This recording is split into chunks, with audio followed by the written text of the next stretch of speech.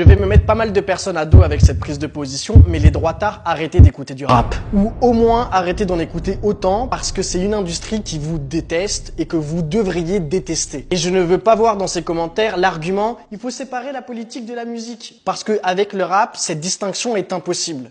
Pour revenir au fondement historique du rap, c'est un genre musical qui prend racine dans des convictions politiques opposées aux vôtres et dans une culture que vous n'appréciez pas normalement. Parce qu'historiquement, le rap, c'est une musique afrodescendante qui est venue des États-Unis et qui s'est implantée en France par les banlieues et par la culture des banlieues. Comment est-ce que volontairement vous pouvez soutenir et financer une industrie qui promeut la culture de banlieue, la violence, les drogues, la plupart des rappeurs sont musulmans, qui est souvent anti-flic et pro-immigration. Comment est-ce que vous pouvez mettre ça dans vos oreilles à raison de 20 heures par semaine en moyenne pour les Français entre 18 et 25 ans? C'est pas possible. Le rap est par essence politique et politisé et s'adresse également à une jeunesse de quartier. D'ailleurs, tous les grands rappeurs qui s'éloignent de ces codes ou de ces thèmes abordés finissent par être traités de rap de blanc ou de yankee. Au-delà de ça, ce qu'il faut se dire, c'est que chaque minute que vous passez à écouter du rap, vous n'en profitez pas pour écouter d'autres styles musicaux, beaucoup plus en corrélation avec vos valeurs, ou au moins qui ne seront pas en contradiction avec. Alors concrètement, je suis pas en train de vous dire qu'il faut arrêter toute écoute du rap,